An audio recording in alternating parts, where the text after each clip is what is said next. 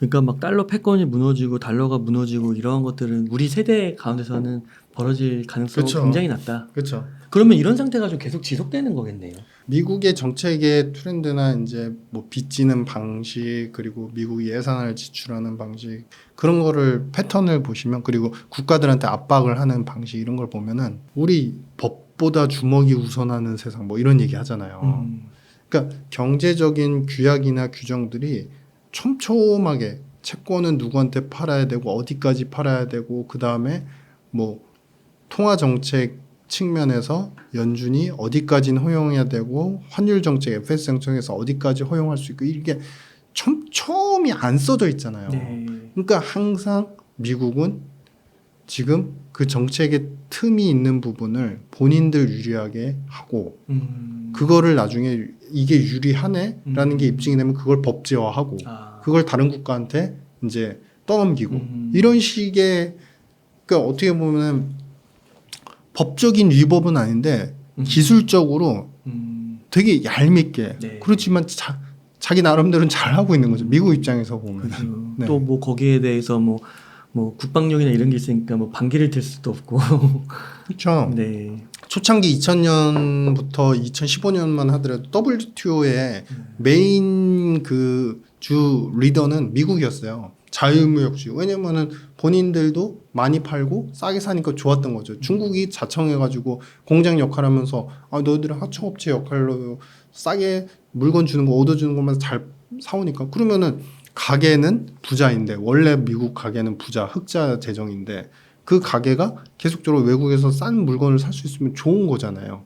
근데 이제 15년 이후부터 이제 그런 흐름이 깨지면서 중국도 에헴 하면서 나도 이제는 기술 국가를 할래. 나도 이제는 뭔가 패권 국가의 역할처럼 네. 할래. 이렇게 올라오니까 그 이후부터 무역관세 매기고 그러면서 WTO에 유럽하고 미국이 제소하면서 이거 불공정 무역이다 하니까 그때 많은 이사 그다음에 정책위원들 미국의 사람들이 들어갔던 사람들 다 나오잖아요.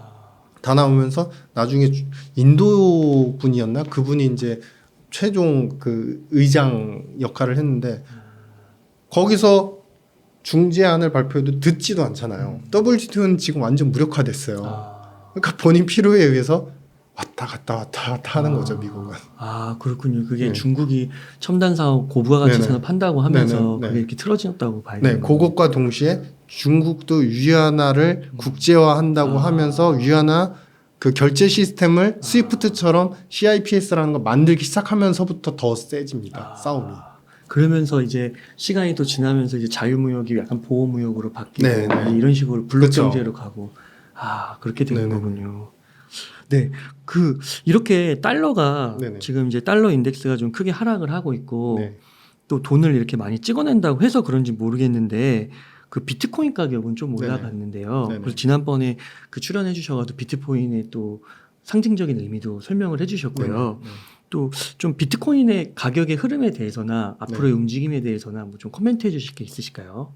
가격은 제가 감히 예측하기가 지난번에 네. 비트코인이 당장의 어떤 큰 트렌드에서 상승이 힘들 수 있고 디지털 달러가 더 강화될 수 있기 때문에 조심하셔야 된다 했다가 많은 분들이 비트코인 공부나 제대로 하라 막 이러셔가지고 그렇잖아요 지금. 근데 네. 그럼에도 불구하고 제가 너무 조심스러운 거예요 그때 아. 이후로. 근데 이제 비트코인이 어떻게 보면은 이제 결제의 일부 수단도 지금 들어가 있는 상태고 디지털 금이라고 하는 이제 커머디티 원자재와 같은 투자의 대상 이제 우리가 어떻게 보면 상품 투자의 개념의 성격도 들어가 있는 거고. 근데 해리스도 그렇고 트럼프도 이 비트코인에 대해서 절대 배척 안 해요. 왜냐면 비트코인 투자에 그 유권자들이 엄청 많기 때문에 이 계층을 갖다 어느 정도 흡수하려는 이제 정책들. 그래서 비트코인과 관련돼서 범용적으로 사용되고 이것이 쓰여지면서 받아들여질 수 있는 정책에 대해서도 해리스 쪽도 그것에 대해 긍정적으로 검토하는 발언을 해요. 트럼프는 원래 그랬었고. 네.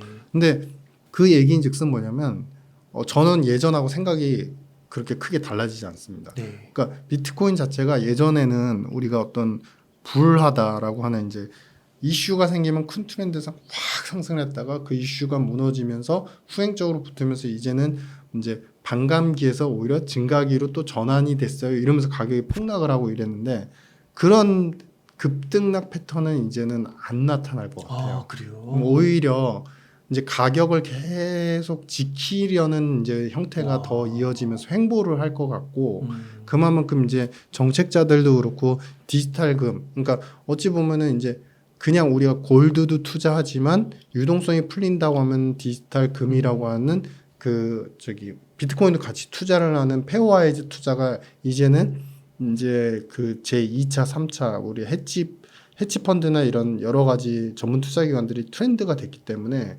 그분들의 입장에서 뭐 가격이 급등할 거니까 사는 게 아니라 전반적으로 유동성이 풀리면 상품 투자를 하는 측면에서 다 하는 거예요. 그래서 그런 측면에서 상품의 역할로서도 이미 어느 정도 자리를 잡았기 때문에 네. 가격이 크게 급등락을 하기보다는 현 트렌드를 계속 이어갈 것 같은 그런 생각입니다.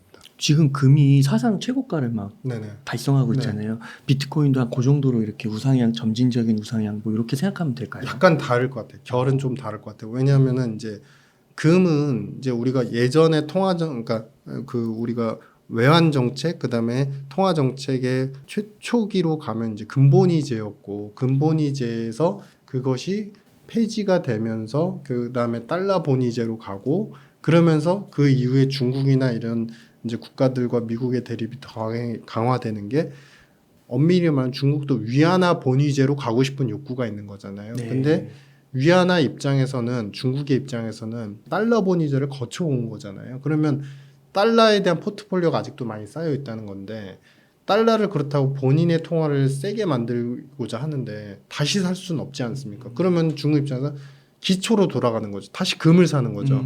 금을 사서 본인의 가치하고 페어와이즈 시키면서 이게 어느 정도 마무리되면 이제 위안화 본위제의 그런 시스템으로 주변 신흥국들이나 중국 인근 국가들, 연관 국가들한테 이제 강요를 하기 시작하겠죠. 네. 그렇기 때문에 중국이 이제 금과 은을 동시에 같이 사는 구조라 이것을 비트코인과 같이 가는 트렌드로 보기는 조금 가격에 갭이 좀 있을 것 같다 이런 생각입니다.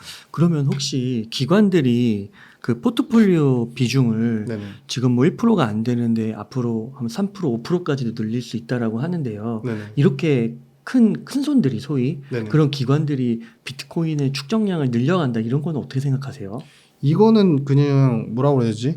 우리가 어떤 우리는 사후적으로 이렇게 샀으니까 가격이 오를 거다. 이런 이제 예측을 하곤 하는데 그거는 이런 거죠. 약간 오비락 같은 거를 논리적으로 오비가 됐기 때문에 이가 락했다. 그러니까 오비락은 우연인 거잖아요. 원래는. 까마귀가 그냥 날아갔는데 그냥 날아가서 배가 떨어진 것뿐인데 까마귀가 날면 그로 인한 뭐 기후 영향 때문에 배는 떨어질 수 있다. 이런 식으로 해석하는 측면이 좀 많다. 왜냐면요. 이 사모펀드하고 헤지펀드들 미국에 네. 그 비트코인에 대한 투자의 이유와 철학, 그다음에 왜 포지셔닝이 조금씩 변동이 되는지에 대해서 서베이를 한 자료가 있어요. 그걸 제가 좀 더 열심히 찾아봤거든요. 이제 옹달책방 나오기 전에도. 근데 보면 결론은 딱 하나예요. 60에서 70%가 투자자들의 그 수요와 질문이 있기 때문이다. 그리고 나머지는 투자 대상의 다변화를 위해서다. 이렇게 돼요. 그러니까 일단은 부자인 사람들 그다음에 자산가인 사람들도 에쿼티나 채권에 우선적으로 투자는 하지만 하도 이제 MZ에서 열풍이 불어오고 있는 디지털 우리가 이제 소위 얘기하는 디지털 금 비트코인에 대해서 관심도가 생기는 거예요. 네. 관심도가 생기는 만큼 포지셔닝을 조금씩 늘리는 정도이고 그리고 두 번째 포트폴리오의 다변화라고 표현을 했잖아요. 잘 생각해 보시면요. 지금 그런 헤지펀드나 커머더티 투자를 하는 기관들 입장에서 원유를 쉽게 투자할 수 있을까요? 지금 원유 비중은 예전의 평균, 그러니까 우리가 벤치마크라고 하는 평균 지수 대비 덜 투자할 수밖에 없을 것 같아요. 저라면 그래요. 왜냐하면 원유가요. 변동이 너무 커지잖아요. 자산 포트폴리오는 원칙이 전체 합의 변동을 줄이면서 수익이 안정적으로 나는 게 그게 최선이거든요. 왜냐면 어디서 망가질지 모르니까. 근데 네. 원유 같은 경우는 예전과 다르게 지금 러시아가 꽉 잡고 있는 상태에서 아직도 원유 시장에 대한 사우디의 감산 혹은 비감산 그런 역량, 그다음에 침체 여부, 원유 수요 급감 여부, 이게 정책적으로 너무 일희일비하잖아요. 한 달은 너무 좋았다가 90불 가면 100불 갈 거라고 했다가 그다음에 또 빠지고 그런 시간이 지속이 되고 있는데, 한마디로 얘기하면 원유를 넣은 포트폴리오 투자 기관은 변동성의 축소가 아니라 변동성을 최대한 노출시키는 거거든요. 그러면서 저라면은 차라리 원유 쪽을 줄이고 가격이 조금 하락했다고 했을 때 비트코인에 상대적으로 포트폴리오 다변을 위해서 넣는 게 맞지. 기존 전통 커머디티에는 금, 은이나 뭐 구리, 그다음에 비철 금속을 제외한 나머지는 투자할 만한 대상품이 그렇게 많지가 않아요, 사실은.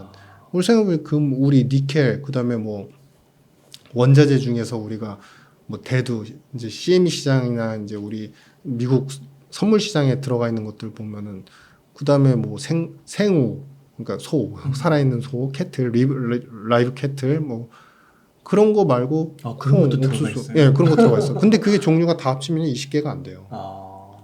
근데 그러고 나서 에코티랑 채권, 그러면은 사실은 종류가 그렇게 많지는 않은 거거든요. 그러니까 그분들은 펀드를 운영하는 입장이니까 그런 측면에서 좀 다변화하기 위해서 상징적인 이제 이더리움도 아니고 비트코인을 조금 편중을 좀 높이는 거로 생각이 되고, 이것 자체가 가격을 그렇게 급등락시키지 않은 요인은 된다. 그렇다고 이게 더 많이 샀으니까 더 많이 올라간다. 이런 걸로 예상하기에는 좀 무리가 있어 보인다, 저는 그런 생각. 그러니까 시대가 흐르면서 그렇죠. 그 자산에 있어서도 이게 좀 흐름이 달라지니까 그렇죠, 맞습니다. 또 신생 자산도 생기고 네네. 그런 차원으로 좀 네. 봐야 되는. 그래서 저는 개인적으로 저만의 생각인데 네. 저만의 추측인데, 다음에 투자 새로운 에셋은 뭐가 올릴까? 저는 그거 고민하고 있어요. 근데 뭐예요? 네? 결국엔 디지털에서 나올 텐데 이제 그래요? 코인류는 아닐 것 같고, 어쨌든 그 다음은 이제 여전히 저는 디지털 화폐, 그러니까 디지털 달러가 바로 쓰여지기 전에 버전이 있을 것 같아요. 그래서 그거에 투자를 했을 때 새로운 또 뉴 트렌드가 나올 수 있을 것 같은 저만의 이제 시나리오입니다. 네, 그렇게 생각하고 있습니다. 그럴 수 있을 것 같아요. 비트코인이 나온 지 한 15년, 16년 네네. 됐는데 이런 게 나올 줄 몰랐고 네네. 또 디지털은 또 빠르니까 네네. 물리적인 영역보다 네네. 그런 게 앞으로도 계속 생길 수가 네네. 있겠네요. 그렇죠. 그렇군요. 그러면 한 가지 좀 더 질문 드리고 싶은 게, 그 트럼프 대통령이 네네. 그 비트코인 컨퍼런스 연설에서 전략적 준비 자산에 준하는 그 네네. 내용을 좀 썼었잖아요. 그리고 아까 이제 그 원유 부분을 얘기해 주셔서 그 전략적 준비 자산에 이제 석유 같은 게 들어간다고 하더라고요. 그렇죠. 예. 근데 비트코인도 향후에 이런 전략적 준비 자산의 레벨로 포함될 수 있다고 혹시 보세요? 그러니까 트럼프가 이걸 어떻게 보면 시대의 어떤 불안감을 표명을 한 거죠. 그러니까 트럼프 전 대통령이 그런 얘기했잖아요. 미국 정부가 갖고 있는 비트코인을 팔지 않게 할 것이다. 이렇게 얘기를 했어요. 그러니까 그 얘기는 뭐냐면 셰일 오일이 있고 이제 전략적 준비 자산으로서의 성격은 말 그대로 이게 기본 포트폴리오, 정부의 포트폴리오이기도 하지만 경제적으로, 그다음 외교적으로 마찰이 있거나 큰 전쟁이나 불안이 있었을 때 그때 가용 가능한 자산으로서의 성격을 전략적 준비 자산이라고 표현을 하는데, 원유는 원래 중요했어요. 예전에는. 근데 원유를 많이 쥐고 있어도 원유, 유가에 대한 가격 결정력이 지금 미국에 있나요? 아니잖아요. 중동으로 거의 다 가버렸잖아요. 셰일 오일이 있어서 원래는 이 가격 결정력을 미국이 가져오려고 했는데 다 가져오지 못했어요. 결국에는 중동에 있어요. 그리고 분쟁 리스크, 중동에서 어떤 일이 발생하는지 거기에 있어요. 그러면 사실 반대로 생각했을 때 이게 이 부분은 저는 뭐 결코 뭐 네거티브하지 않고 저는 포지티브하다 생각을 하는 게 뭐냐면, 비트코인 같은 경우는 어떤 국가도 정치적으로 개입을 해서 그것을 가격을 통제하거나 가격을 만들 수 있는 힘이 어느 나라에도 집중돼 있지 않아요. 없다는 건 뭐냐면 한마디로 미국이 이 힘을 가질 수도 있는 영역이 지금 잠재되어 있다는 거예요. 그러면 저 같아도 원유의 가격 결정력은 준비자산으로서 편입을 해놔도 저쪽에 가 있으면 이거 갖고 있다가 힘들어졌는데 갑자기 가격을 확 다운시키거나 이거를 갖다가 뭐 이제 팔지 못하게끔 만드는 그런 정책들, 뭐 금수 정책들 이런 것들을 만든다. 그러면 이거는 효용 가치가 떨어지잖아요. 네. 근데 비트코인 그렇지 않잖아요. 그러면 저래도 전략적 준비 자산으로서의 성격을 충분히 갖추게 하고 그 다음에 뭘 할 것 같냐면은 이 비트코인에 대한 가격 결정력의 힘을 자기들 미국이 더 가져가려고 없었으니까 어느 나라에도 이렇게 집중이 안 돼 있으니까 그걸 하려고 노력할 것 같아요. 왜냐하면 그거는 제가 반드시 뭐 비트코인을 찬양하는 그런 의미에서가 아니라 뉴 에셋이잖아요. 뉴 에셋에 대한 가격 결정력은 결국엔 경제와 금융의 힘을 또 의미하거든요. 네. 그런 걸 많이 가져가고 싶은 게 미국의 욕구고 그거는 일리가 있다라고 봅니다. 그러니까 미국 정부랑 미국 그 금융기관들이 비트코인의 네. 보유량이 지금 엄청나고 네네. 계속해서 늘리고 있다 네. 이런 얘기들이 나오고 네, 있더라고요. 그렇죠, 그렇죠. 그 이런 시각은 어떻게 생각하세요? 그 비트코인 가격이 오른다는 분들 가운데서는 네네. 미국의 전문가들 가운데서는 그 지금 미국의 아까 그 재정 적자 심각한 재정 적자 부분을 그 이제 대차 대조표를 맞춰야 되잖아요. 네네네네. 그래서 비트코인 가격이 올라가면 네, 그걸로 흑자내가지고 맞아요. 네, 그거 이제 적자난 부분 맞추겠다. 뭐 요런 그게 저는 사실은 네. 제가 갖는 생각은 그게 디지털 달러로 맞추겠다라고 보고 있는 거고 비트코인에 대한 가격 결정력 그다음 비트코인 상승해서 그로 인해서 소위 말해서 이제 그 재무제표상 흑자가 나면 이득을 얻을 수 있잖아요. 네. 근데 그건 판다는 전제고 비트코인의 제조자가 미국이라는 입장인 거잖아요. 미국이 비트코인을 생산을 할 수 있어요. 쉽게 말해서. 그러면 그걸 하겠죠. 거기서 만들어서 팔면 돈 벌어. 그러면 또 적자 갚아. 부채 갚아. 그게 가능하겠죠. 네. 근데 비트코인의 생산자는 미국이 아니지 않습니까? 그렇죠. 근데 디지털 달러의 세상이 되면 디지털 달러의 그 생산자는 누가 되죠? 미국이잖아요. 미국이 찍으면 되잖아요. 기계 만들어 놓고, 그러니까 컴퓨터 기계 만들어 놓고, 그래서 디지털 달러 찍어서 이게 처음에는 1불에, 그러니까 1달러와 동일한 가치로 발행을 하지만 이게 나중에는 가치가 달라질 수 있습니다. 그것이 디지털 달러가 달러 가치를 높이는 계기가 될 수 있습니다. 이렇게 말씀드렸는데 그거를 어떻게 처음에 1불이었는데 그게 달라져요. 이거 혼돈하시는 분 계시는데 되게 쉽게 생각하시면 환율에 선물환이 있잖아요. 선물 환율. 그러니까 1개월 후의 가격은 지금보다 더 올라갈 것 같으면 높게 형성이 되고 가치가 네. 떨어질 것 같으면 낮게 형성이 되고 근데 현재의 환율은 그 가격을 따라가잖아요. 네. 그거랑 똑같다고 생각하시면 됩니다.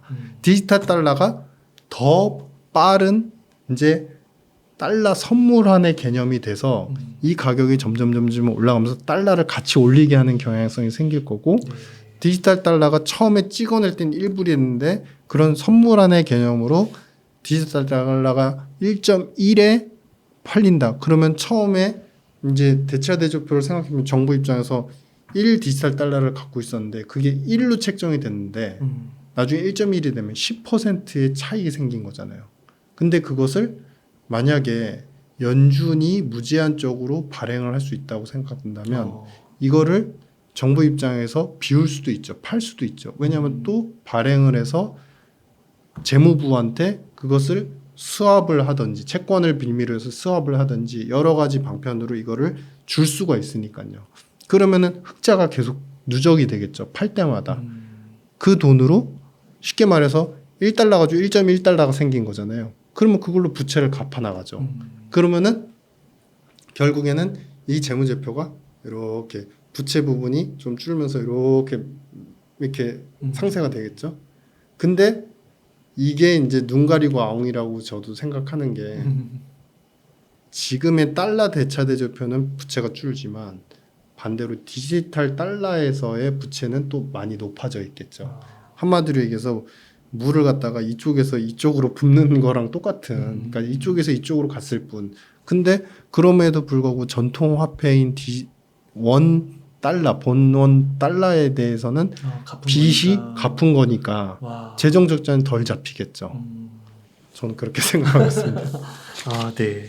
야, 이게 앞으로 어떤 변화가 나올지 정말 흥미진진해지는데요. 앞서서 이제 미국의 성장을 앞으로 뭐 AI 시대의 생산성 향상이나 또 유동성 이런 측면에서 커다란 위기 없이 단기적으로 봤을 때 어느 정도까지 봤을 때는 계속 상승이 나올 것이다라고 봐주셨잖아요. 다른 지역들의 그 경기랑 경제 상황은 좀 어떤지 궁금하거든요. 지금 이제 가장 요즘에 화두가 된 게 일본인데 네. 일본은 사실 지금 첫 번째는 그 금리를 갖다가 상단을 0.25%까지 높였기 때문에 이것이 과연 어떤 결과를 촉발할 것이냐. 두 번째, 재정에 대해서 일본이 사실은 기축통화는 아니지만 중기축통화 국가였는데 빚을 계속 지면서 재정 적자가 그 예전에 아베 총리 시절에 마이너스 1, GDP 대비 마이너스 1까지 왔을 때가 제일 좋았었고 그때가 11년도, 12년도쯤이었어요. 그때 미국 경제가 가장 불했습니다. 그만큼 세수가 잘 거칠 정도로 경제가 좋았는데 다시 다운그레이드가 확 됐어요. 근데 그거를 지금 인위적으로 끌어올린 이제 기시다 총리가 이제 총리는 또 바뀌게 되겠지만 그동안에 했던 정책의 중요한 게 바로 뭐냐면은 노동시장의 개혁이었죠. 네. 임금 개혁이었습니다. 그러니까 그전에는 일본의 많은 기업들이 서로 상생 투자, 그러니까 지분 구조가 이렇게 얽혀서 서로 이 주인이 모를 정도로 계속 순환 투자가 되어 있다 보니까 기업 경영자들의 주인이 뚜렷하지 않았고 그래서 근로자들, 노동자들을 위한 어떤 개혁이나 노동자들의 임금 인상에 대한 요구에 대해서 되게 소극적이었어요. 별로 이렇게 좀 귀담아 듣지도 않고. 근데 그 노동자 운동들이 많았고 그로 인해서 사실은 이제 이번에 기시다 총리가 이제 3%대 혹은 4%대라는 기준을 좀 형성을 해주면서 임금이 올라갔고 그러면서 이제 금융시장이 좋은 것뿐만 아니라 실제로 엔화가 약세를 보이면서 많은 상사 기업들이나 일본의 이제 중요한 수출 기업들이 이익을 많이 보기 시작을 했습니다. 그래서 일본의 경제는 뭐 이제 살아났다라는 표현보다는 과거의 정책들이 누적적으로 오면서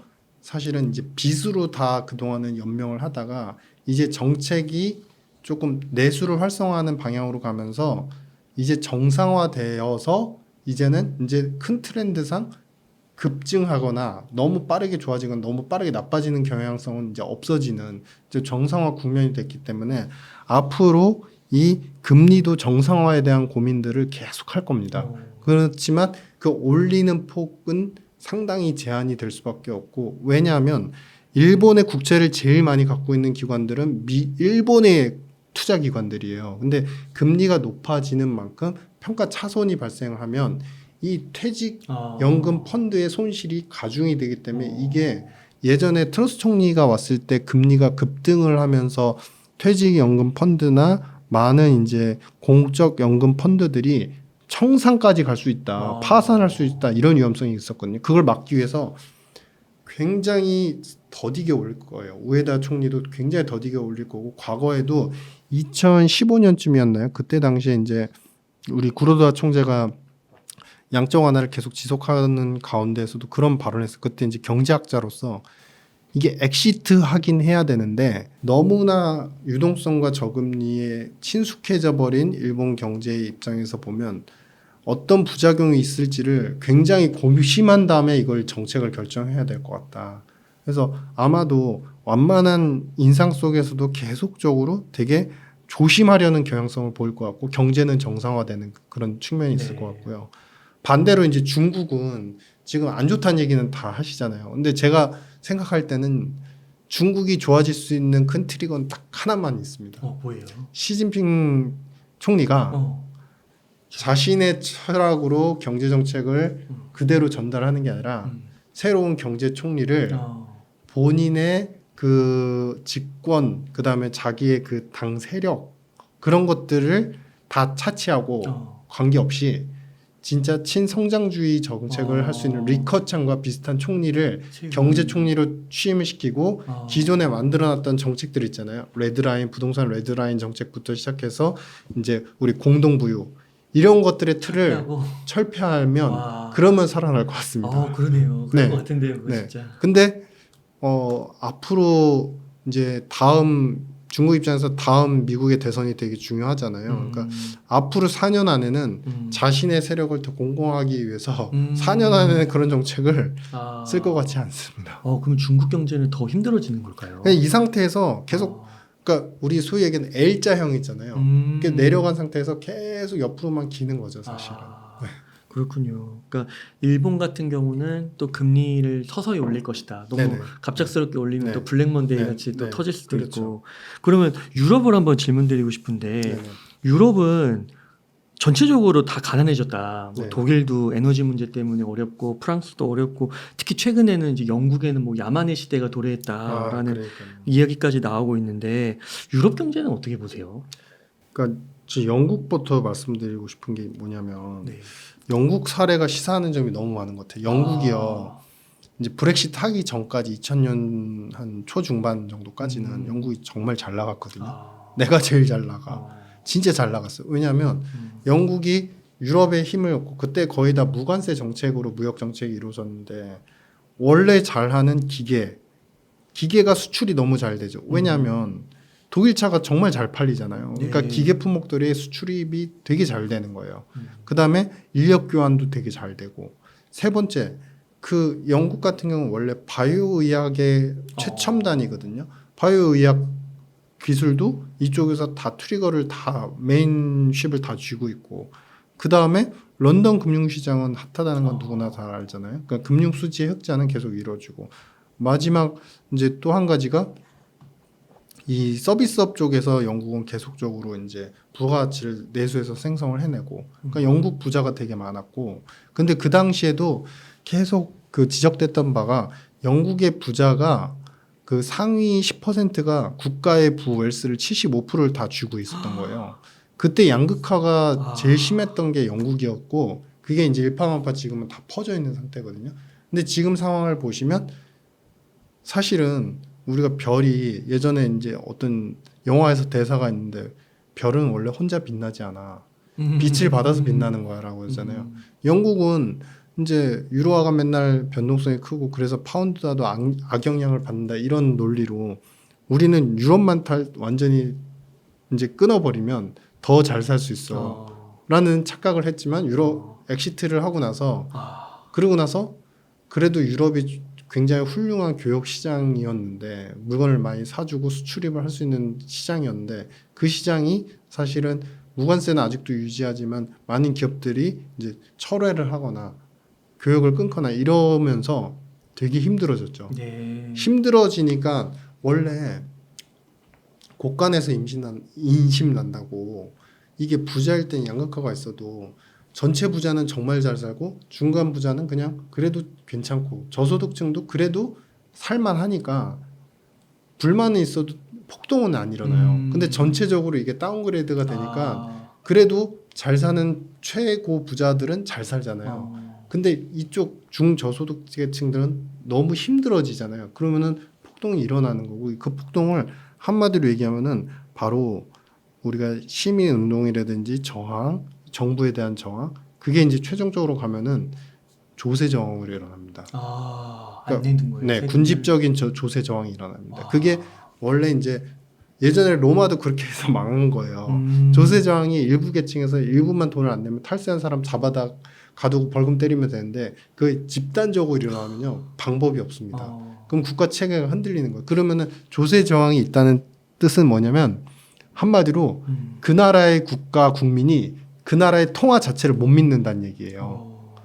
그러면서 지금 영국이 일어나는 게 이제 양극화의 폐해가 이제 민낯이 드러나면서 국가 정책에 대한 어떤 반발과 불만들이 쌓이는 거거든요. 그러니까 이게 마치 뭐가 냐면 저는 이 얘기를 왜 드리냐면 미국도 그렇고 우리나라도 이거 되게 예의주의하고 되게 주목할 사례예요. 왜냐하면 우리 옛날에 광대라고 하나요? 줄 위에서 팽팽한 줄 위에서 이렇게 막 평행해서 가잖아요. 근데 이분이 살아 있을 때, 그러니까 감각이나 컨디션이 좋을 때 절대 안 떨어지지만 맞아요. 그런 분들은 안전장치도 없잖아요. 맞아요. 지금이 약간 그런 경제예요.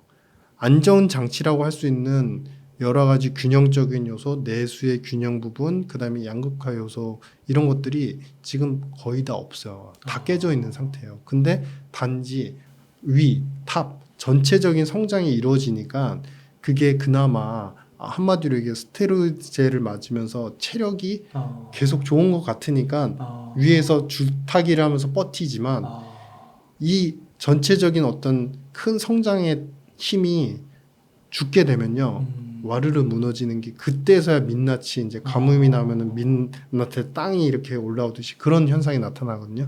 그래서 그런 것을 지금 영국이 겪고 있는 것은 굉장히 지금 우리가 주목해야 될 사례인 것 같다.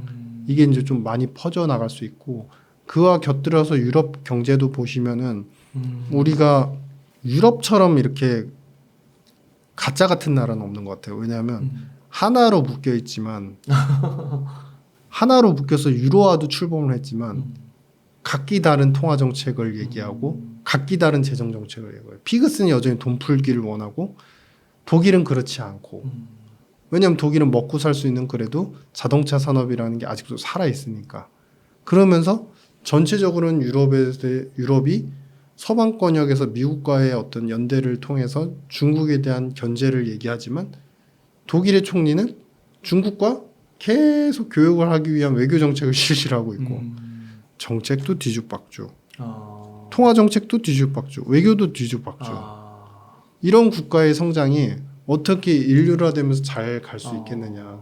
유럽은 사실은 어찌 보면은 이렇게 되는 저성장 패턴이나 어떤 정책의 어떤 그 비신뢰 아니면은 서로의 연대력 약화에 대해서 미국이 아마 웃고 있을 것 같다. 왜냐면은 달러 인덱스, 달러의 가치를 가장 크게 지탱해 주는 게 유로화거든요. 그러니까 유로화가 못 오르면요. 달러는 계속 높아져 있는 가치를 유지할 수밖에 없어요. 왜냐하면 아주 산수학적으로 보면 달러 인덱스는 많은 6개 통화의 가치 대비한 가치로 설정이 되는데 거기서 유로화의 비중이 제일 크거든요. 그러면은 못난이 2등이 저렇게 계속 못난이 일을 하고 있으면 달러 입장에서는 달러 패권이 안 무너지니 감사할 따름이겠죠. 아 그렇군요. 그러니까 이게 영국이 보니까 실제 GDP도 네네. 하락을 하고 있다가 올해 네네. 조금 오른다고 했는데 또 이렇게 대폭동을 맞아가지고 참 유럽이 또 이렇게 힘들어질 수가 있겠군요. 혹시 그러면 유럽 경제가 네네. 좋아지려면 뭐 아까 중국에서도 되게 심플한 솔루션을 주셨잖아요. 뭐 네네. 그런 게 있을까요? 아 유럽이요? 네. 그냥 유로화 폐지하고요. 네. 각자 그 원래 쓰는 마르크화 쓰고 각자 통화로 돌아가면서 각자의 재정 정책, 통화 정책에 맞게끔 ECB가 다 결정하는 거 아니고 각자의 중앙은행에서 분데스방크라든지 뭐 예를 들면 각자 이제 스페인이든지 프랑스 각자의 중앙은행 정책이 자국의 입장에서 정책을 시행하고요. 네. 다만 교역만 완전히 이제 우리 한 나라처럼 무교역 그러니까 무관세 교역으로 이렇게 하는 게 오히려 차라리 나을 것 같습니다. 그래야 어쨌든 우리가 1, 2, 3, 4등 이제 자동차가 있는데 이거는 뭐냐면요. 자동차가 레이싱 경기를 해요. 근데 3000cc, 4000cc, 500cc가 있는데 이게 힘을 합하면 5000cc가 열심히 달리다가 힘이 이제 기름이 떨어지면 그다음에 500cc가 나름 또 열심히 달리면 되고 이러는 거잖아요. 각자 열심히 달리면 되잖아요. 근데 이거는 지금 유럽 상황은 딱 뭐랑 똑같냐면요. 5000cc, 4000cc, 500cc 자동차를 갖다가 하나의 타이어로 다 묶어놓은 거예요. 같이 달리라고. 근데 그러면 이게 잘 달릴 수 있겠습니까? 상식적으로. 비효율만 그냥. 그렇죠. 비효율이 완전 비효율이죠. 얘는 5000cc는 빨리 엄청 달릴 수 있는데 500cc 때문에 못 달리고 있고 정작 이제 기름 다 닳고 나니까 그때는 500cc조차 못 달리고 그럼 계속 악순환이죠. 그래서 유럽은 차라리 유로화 그냥 없애는 게 오히려 나을 것 같습니다. 그렇군요. 박사님 오늘도 너무 귀중한 인사이트들 많이 나눠주셔서 감사하고 지금 정말 딱 봤을 때는 진짜 미국의 홀로 독주 같고 네네. 전 세계가 불확실함이 큰 것 같은데요. 네네. 이런 시기에 저희 이제 시청자님들이 이 네네. 방송을 들으면서 좀 어떻게 좀 준비를 하고 네네. 이 시대를 맞이하면 좋을까요? 그 이제 한 3가지인데요. 그러니까 투자를 하시는 분들 관점에서 말씀을 드리자면 어쨌든 침체는 아니라고 말씀을 드렸고 전체적으로 미국이 또 가져올 정책들도 많을 겁니다. 그러니까 투자의 관심도는 가지시지만 중요한 이제 변동성 구간에 노출이 됐다는 거예요. 뭐냐면 저는 이제 일개의 개인, 그러니까 일개의 경제 분석자 이코노미스트일 뿐이고, 근데 펀더멘탈리 이게 침체로 가는 길은 아니지만 침체 이슈가 될 만한 사항들, 그다음에 엔캐리도 사실은 엔캐리 자금은 미국의 비제조업 국가에 제일 많이 투자가 돼 있어요. 비제조업 기업들에. 근데 엔캐리 청산을 금융시장하고 자꾸 연결을 시켜서 네거티브하게 반응을 하잖아요. 그만큼 심리적으로 약화된 구간이라는 거예요. 조심은 하셔야 돼요. 근데 대선이 끝나고 나면요, 새로운 또 판이 열리게 됩니다. 해리스가 되든 아니면은 트럼프가 되든 약가 인하와 그 다음에 약가 인하 정책을 뚫고 나가기 위한 빅파마들의 기술 도입과 M&A 경쟁은 정말 더 가속화될 거예요. 그래서 저는 바이오 산업이 지금 물들어와 있다. 왜냐하면은 정책적으로도 약가 인하를 해야 되는데 빅파마들 입장에서는 기술 특허가 조만간에 끝나니까 더 좋은 약을 만들려면 기술 특허를 확보함과 동시에 M&A까지도 해야 되고, 이 빅파마들의 최근 이제 보고서를 보시면 4천억 달러 현금을 가지고 M&A 다 투입할 그 의지를 갖고 있다. 그러니까 그만큼 우리나라에서도 기술력으로 그다음에 이제 어떤 이제 장기 성과물, 그다음에 외국 빅파마들과의 연구 결과에서도 신뢰를 얻고 그 히스토리컬 이제 커리어를 갖다가 쌓아놓은 기업들이 있어요. 몇몇 플랫폼 기업들이 있어요. 이런 우수한 실질적인 어떤 약을 만드는데 도움이 되는 기업들 위주로 해서 서서히 이제 포지셔닝을 늘리시고 공부를 해 나가시자. 지금 이런 상황에 어떤 변동에 노출에 대해서 조심하는 건 당연히 2, 3개월 동안 조심하셔야 되지만 여기서 조금 이제 관심도를 끊으시면 안 될 것 같다. 저는 그런 생각을 하고 있습니다. 아, 그렇군요. 그 박사님 그 책 쓰셨잖아요. 네네. 책도 한번 소개시켜 주시면 좋겠습니다. 제목이 경제의 신은 죽었다인데요. 이제 많은 분들께서 좋은 말씀 해주셨고 좀 어렵다는 분들이 계세요. 그래서 경제의 신은 죽었다. 뭐 이거 한마디로 표현해드리자면요. 예전처럼 초롱초롱하게 혼자 빛나는 미국은 아니다. 미국도 이제 아까 이제 우리 그런 얘기를 했잖아요. 미국이 태티컬하게 되게 영리하게 얄밉게 잘한다는데 앞으로 머리 정말 많이 써야 될 겁니다. 머리를 정말 많이 써야 될 만큼 이제는 보따리를 너무 많이 풀어버린 거예요. 그래서 앞으로 보따리가 많이 풀리는 만큼 새로운 혁신과 새로운 자산, 새로운 어떤 트렌드가 계속 만들어질 겁니다. 왜냐하면 미국은 그러지 않으면 여기서 패권을 잃게 돼요. 그렇기 때문에 많은 변화기 속에서 여러분들이 먼저 눈치를 채시고 먼저 선점하거나 먼저 관심을 갖거나 공부하시는, 그게 직업이든 투자의 방향성이든 그런 관점에서 참고해 보십사 하는 이제 그런 마음입니다. 큰 흐름은 바이오 뭐 이쪽하고 네. AI 뭐 이런 쪽 보면 네네. 되나요? 네. 네, 감사합니다. 그러면은 박사님 오늘 인터뷰 한 이 정도에서 네네. 마무리하도록 하겠습니다. 이렇게 해서 유신익 박사님을 모시고 이야기를 나눠봤습니다. 긴 시간 동안 유익한 인사이트 많이 나눠주셔서 감사의 말씀드립니다. 오늘 고생 많으셨습니다. 네, 감사합니다. 감사합니다.